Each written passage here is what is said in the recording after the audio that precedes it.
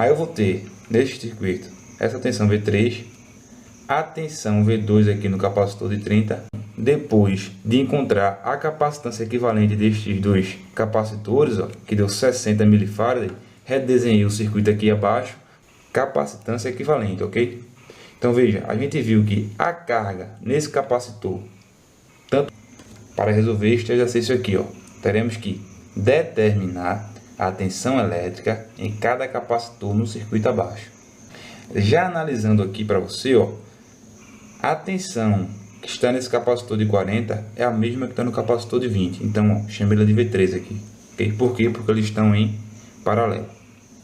Aí eu vou ter, neste circuito, essa tensão V3, a tensão V2 aqui no capacitor de 30 e uma tensão V1.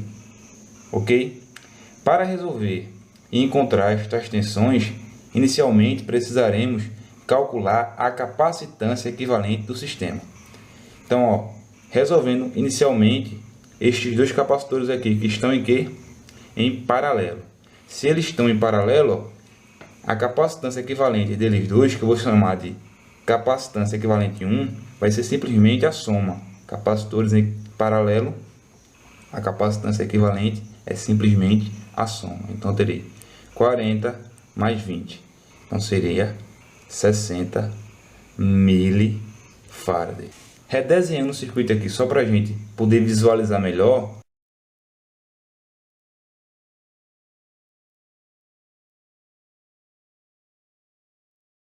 Depois de encontrar a capacitância equivalente destes dois capacitores, ó, que deu 60 mF, redesenhei o circuito aqui abaixo para a gente poder visualizar melhor. Aqui terei a tensão V1, aqui a tensão V2 no capacitor de 30 e aqui continua sendo V3, certo? Esta tensão daqui para aqui, ó, se você analisar, você vai ver que é a mesma daqui para cá, ok? Só juntei esses dois capacitores em um só. Então, continuando resolvendo aqui, ó, eu pretendo achar a capacitância equivalente para depois achar a carga total e, consequentemente, poder encontrar essas tensões. Esses capacitores aqui estão em quê? Em série. Por que em série? Aquela mesma história que eu já falei em outras aulas, ok? Se eu tivesse uma corrente imaginária aqui, ó, passando por aqui, a corrente que passasse por esse capacitor de 20 teria que passar necessariamente por quem? Pelo capacitor de 30. E a mesma corrente passaria por onde? Por esse capacitor de 60. Ok? Outra forma de ver que está em série é como a gente já comentou. Se eu começo esse capacitor aqui, o final dele aqui, ó, o final de um capacitor estaria no começo de outro. Ou seja, ligado com o começo de outro. Então está em série. O final deste está o começo deste aqui de baixo. Em série novamente. Enfim, daqui voltaria para a fonte. Então essas duas formas da gente analisar que eles têm a mesma, que eles estão em série, né? E se eles estão em série, uma propriedade que a gente viu que vai ser importante para esse exercício foi a seguinte. A gente viu isso na aula de capacitância equivalente, ok? Então veja, a gente viu que a carga nesse capacitor, tanto como nesse ou nesse, como eles estão em série, eles serão carregados por uma mesma carga Q, ok? Que será igual também à carga total armazenada nesses capacitores. Como é que eu calculo então essa carga total? Eu pego a tensão total vezes a capacitância equivalente total do circuito. Mas só que eu ainda tenho o quê? 3 capacitores. Preciso resolver esses 3 capacitores em um apenas, certo? Como é que eu faço isso? Então, ó, resolvendo aqui, ó, como eles estão em série, eu vou usar a fórmula geral. 1 sobre a capacitância equivalente vai ser igual a 1 sobre o capacitor de 20 mais 1 sobre o capacitor de 30 mais 1 sobre o capacitor de 60.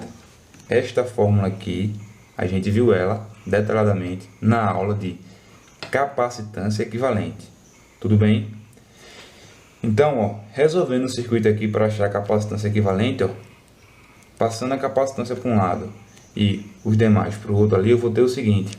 A capacitância equivalente vai ser igual a 1 sobre 60 mais 1 sobre 30 mais 1 sobre 20. 10 milifarad. Ok? Então, ó, o resultante desses 3 capacitores Aplicando a fórmula geral, certo? Capacitores em série, deu quanto? 10 milifarad.